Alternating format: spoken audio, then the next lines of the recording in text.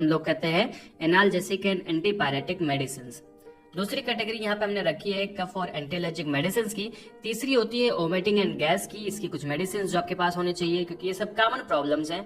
कुछ common antibiotics जो कि ज्यादातर यूज किए जाते हैं वो कौन से हैं, उसके बाद कुछ अलग से मेडिसिन जो कि आपको अपने पास जरूर रखने चाहिए, मिसलिनियस या अदर में हम लोग उसको देख लेंगे। तो चलिए वीडियो की शुरुआत कर लेते हैं और सबसे पहले देखते हैं ऐसी कौन कौन सी पेन किलर्स और फीवर में यूज होने वाली मेडिसिन आपके पास होनी चाहिए। जिसमें अगर हम फीवर की सबसे पहले बात करें, जिसको हम एंटीपायरेटिक मेडिसिन भी बोलते हैं, उसमें आपको पता है कि एक ही मेडिसिन ज्यादातर यूज होती है जो कि है पैरासीटामोल, जो कि 500 mg में यूज होती है और 650 mg में यूज होती है। तो आप इसको अपने पास जरूर से रखेंगे और इसमें आप कोई भी ब्रांड ले रख सकते हैं। अगर जेनरिक मिल जाती है, कोई सस्ती ब्रांड मिलती है तो आप ज्यादा उसको रखें तो ज्यादा अच्छा रहता है, क्योंकि आपको पेशेंट को भी देखना होता है।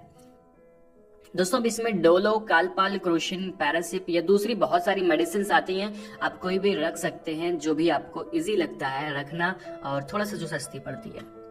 दूसरी अगर हम कैटेगरी की बात करें जो कि है पेन किलर, जिसको हम लोग एनाल्जेसिक मेडिसिन भी कहते हैं, इसमें अगर हम ध्यान से देखें तो क्योंकि जब पेन किलर्स हम लोग लेते हैं तो उसमें पैरासीटामोल भी लेते हैं, क्योंकि पेन के साथ में हल्का सा फीवर भी आपको होता है।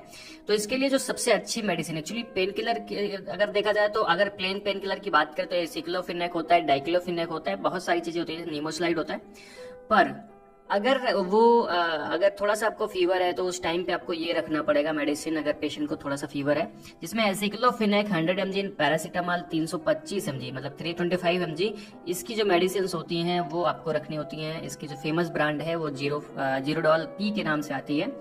पहले 325 की जगह हम लोग जो देखते थे कि पैरासीटामोल 500 की आती थी, पर अब जो है 325 ही आती है, क्योंकि उसका जो साइड इफेक्ट होता था वो ज्यादा होता था। नेक्स्ट जो मेडिसिन होती है, अगर आप किसी भी पेशेंट को पेन हो रहा है, थोड़ा सा बहुत घाव है, हल्का बहुत फीवर है, तो उस टाइम पे ये मेडिसिन दी जाती है जो कि जीरोडॉल एसपी के नाम से फेमस है, जिसमें एसिक्लोफिनेक होता है, पैरासीटामोल होता है और सेरेटियोपेप्टाइडेज होती है। तो आपको ये मेडिसिन पेशेंट को देनी होती है, क्योंकि ये मेडिसिन बहुत कारगर होती है उस कंडीशन के लिए। अगली जो मेडिसिन है वो निमोस्लाइड है और पैरासीटामोल है। इसे पेन किलर है और फिर हल्के से फीवर के लिए है। और अगर आप ध्यान से देखेंगे तो सर दर्द में जो मेडिसिन यूज होती है स्यूमो, वो ज्यादातर इसमें एक्चुअली स्यूमो जो है ब्रांड है और वो निमोस्लाइड प्लस पैरासीटामोल होता है। तो खास करके सर दर्द में इसका यूज करते हैं।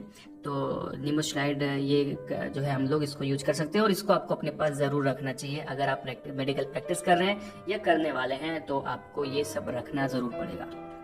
दोस्तों नेक्स्ट, अगर किसी भी पेशेंट को स्टमक पेन हो रहा है, उस टाइम पे उसको कौन सी मेडिसिन देनी है, तो उसके लिए एक्चुअली डाइसाइक्लोमीन टेबलेट्स आती हैं। डाइसाइक्लोमीन आप रख सकते हैं, पर जो अच्छी मेडिसिन होती है उसमें मेफेनेमिक एसिड और डाइसाइक्लोमीन का कॉम्बिनेशन आता है। अगर इसके ब्रांड की बात करें तो मेप्टाल स्पास के नाम से आती है। दूसरे भी ब्रांड से आ सकती है, आप कोई भी ब्रांड रख सकते हैं, उसके लिए कोई बहुत ज्यादा वो नहीं है, बस ये कॉम्बिनेशन जरूर होना चाहिए। ठीक है, तो ये मेडिसिन जो होती है स्टमक पेन के लिए होती है। थोड़ा सा हम लोग मेडिसिन के बारे में अगर यहाँ पे डिटेल देखें तो ये सारी मेडिसिन है जो मैंने आपको बताया, जिसमें देखा ये वेबडोलो एसपी है, जो कि मैंने आपको बताया घाव के साथ में ये दर्द और बुखार में भी फायदा करती है। पेट दर्द के लिए मेप्टाल स्पास होती है, डोलो टेबलेट्स होती हैं, क्रोशिन है जो कि पैरासीटामोल है, और एसिक्लोफिनेक पैरासीटामोल 325 mg जो कि जीरोडॉल पी के नाम से आती है, एंड शूमो है और ये जीरोडॉल एसपी है। तो ये सारी मेडिसिन जो है वो पेन किलर और दर्द के लिए, पेन किलर और फीवर के लिए यूज होती हैं, पेट दर्द के लिए यूज होती हैं। चलिए तो नेक्स्ट स्लाइड में हम लोग देख लेते हैं अगला जो कैटेगरी है जो कि है कफ और एंटी एलर्जिक मेडिसिन। यहाँ पे अगर हम लोग देखें तो अगर कफ या खांसी की बात करें तो खांसी के लिए 3 प्रकार की खांसी होती है, एक्चुअली 2 प्रकार की खांसी होती है, पर आपको 3 प्रकार की मेडिसिन यहाँ पे दी जाती है। जैसे अगर हम बात करें तो खांसी अगर कफ युक्त है तो उसे हम लोग बेड कॉफी नहीं, एक्चुअली कफ, उसको हम लोग बेड कफ कहते हैं। मतलब सूखी एक्चुअली गीली खांसी जिसमें कफ आता है बॉडी से, मतलब बलगम निकलता है। ठीक है, तो इसके लिए ज्यादातर एक्सपेक्टोरेंट दिया जाता है।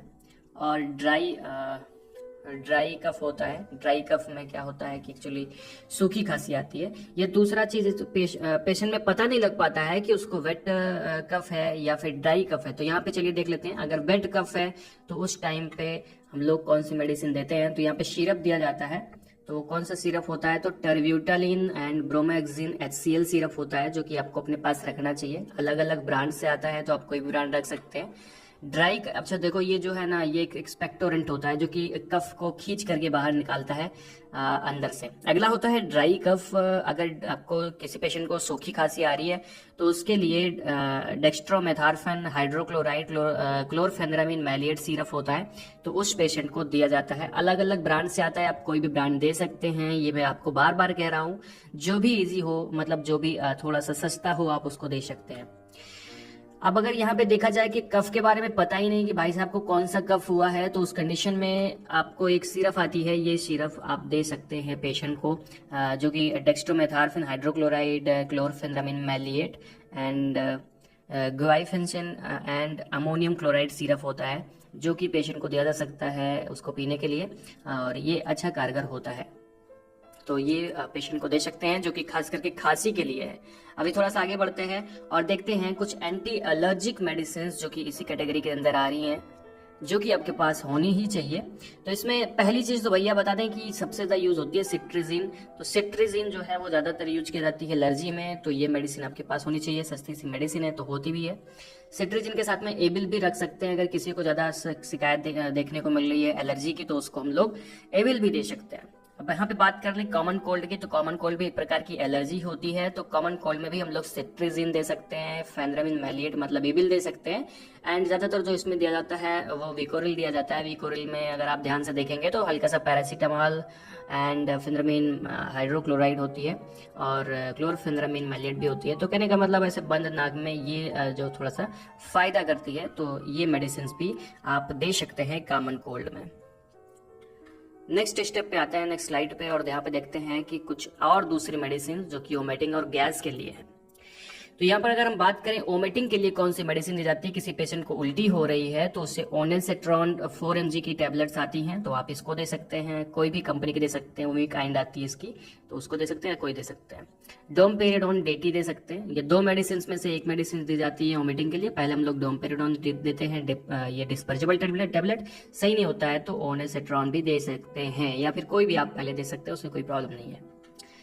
यहाँ पे अगर हम बात करें गैस की, जो कि एक नॉर्मल सी प्रॉब्लम है, तो अगर किसी भी पेशेंट को गैस है या कोई ऐसी मेडिसिन दे रहे हैं जिससे कि गैस बन सकती है, तो उस टाइम पे हम लोग रेंटेडिन टेबलेट देते हैं, जो कि जेंटेक, रेंटेक, एसिलॉक इन सबके नाम से आती है। एक कॉमन सी मेडिसिन है जो कि दिया जाता है पेशेंट को, सस्ती सी मेडिसिन है, अक्सर दवाओं के साथ में, कि दवाएं जो है गैस ने बनाए उसके लिए दी जाते हैं, या फिर वैसे भी गैस है तो दिया जा सकता है। अगर कोई रेगुलर गैस का पेशेंट है तो उसको पेंटोप्राजोल दी जाती है। पेंटोप्राजोल की बहुत सारी कैटेगरी आती है। पेंटोप्राजोल DSR आती है एंड SR आती है एंड पेंटोसेक के नाम से आती है, पेंटॉप डी के नाम से आती है। बहुत सारी ब्रांड्स होती हैं, आप कोई ब्रांड्स रख सकते हैं। थोड़ी सी अच्छी मेडिसिन होती है पेंटोप्राजोल। तो ये तो हो गई वोमिटिंग और गैस की। बढ़ते हैं नेक्स्ट स्लाइड की तरफ और बात कर लेते हैं कुछ एंटीबायोटिक मेडिसिन की। तो एंटीबायोटिक सबसे इंपॉर्टेंट होती है अगर आप प्रैक्टिस कर रहे हैं तो, क्योंकि यही जो है ज़्यादातर अक्सर बीमारी को ठीक करने का काम करती है। इसमें हम लोगों ने 4 एंटीबायोटिक लिए हैं, जिसमें सबसे पहला है सिप्रोफ्लॉक्सासिन, आपके पास होना चाहिए। सिप्रोफ्लॉक्सासिन ठीक करता है। एंड जो ज़्यादातर यूज किया जाता है वो होता है एमॉक्सिसिलिन पोटेशियम क्लेविनेट, तो ये मेडिसिन भी आपके पास होनी चाहिए, ये भी दिया जाता है कई बार। एंड ओफ्लॉक्सासिन ऑर्निडाजोल, ज्यादातर ये भी दिया जाता है, ये भी आपके पास होना चाहिए। और लास्ट में सिफिक्जिम आपके पास होना चाहिए। ये 4 एंटीबायोटिक तो बिल्कुल आपके पास होने चाहिए, इसके अलावा भी थोड़ा बहुत रख सकते हैं, पर ये जरूर रखना चाहिए क्योंकि कॉमनली यही सब यूज की जाती है। ठीक है, अब हम लोग लास्ट स्लाइड की तरफ बढ़ते हैं और यहाँ पे देखते हैं कुछ दूसरी मेडिसिन जो कि मिसलिनियस है, जिसको आपको अपने पास रखने चाहिए। तो उसमें सबसे पहली चीज आती है बी कॉम्प्लेक्स, आपके पास होना चाहिए। बी कॉम्प्लेक्स में बीकासूल आता है और इससे बहुत सारी जो है मेडिसिन होती हैं, आपको नॉलेज होगा इसके बारे में थोड़ा बहुत।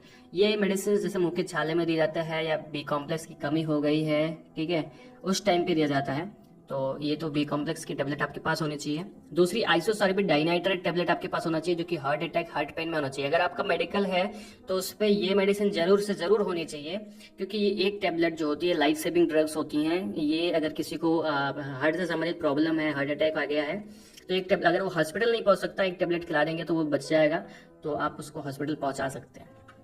अगला एनिमा जरूर होना चाहिए आपके मेडिकल स्टोर पे, आपके अगर आप प्रैक्टिस कर रहे हैं, क्योंकि ये कॉन्स्टिपेशन में दिया जाता है। जब किसी को कॉन्स्टिपेशन या कब्ज की शिकायत होती है तो उस टाइम पे एनल कैनाल में जो है आपको ये एनिमा लगाना होता है, जिससे वो उसका जो कॉन्स्टिपेशन है वो ठीक हो जाए। तो बड़ों में एनीमा होता है, छोटों में ये ग्लिसरीन सपोजिटरीज के फॉर्म में आती हैं। तो कहने का मतलब वही होता है, सेम चीज एक चीज तरह होता है, पर ये ग्लिसरीन इसमें होती है तो एलर्जी होने का खतरा कम होता है और छोटे बच्चे के अंदर इसको लगाया जाता है सेम काम के लिए, कॉन्स्टिपेशन को दूर करने के लिए। दोस्तों लास्ट में यहाँ पे अगर हम लोग देखें, एक भूख अगर नहीं लगती किसी पेशेंट को, खाना नहीं पचता है और खाने में प्रॉब्लम होती है, खाना नहीं खाया जाता है, तो उस टाइम पे एक जो है सिरप दिया जाता है पेशेंट को, जो कि दिया जा सकता है, जो आपके पास होना चाहिए, जिसमें कोई भी ब्रांड आप रख सकते हैं। पर अगर हम कॉम्बिनेशन की बात करें तो सिप्रोहेप्टेडिन ट्राइकोलिन सिट्रेट सॉर्बिटॉल इसका नाम होता है। अगर आप ध्यान दें तो एक प्रकार का ओरल सॉल्यूशन होता है जो कि पेशेंट के लिए दिया जाता है। तो ये मेडिसिन भी आपके पास होनी चाहिए। तो दोस्तों यहाँ पे हम लोगों ने बात करी कुछ ऐसी मेडिसिन की जो एक मेडिकल प्रैक्टिशनर के पास होना चाहिए।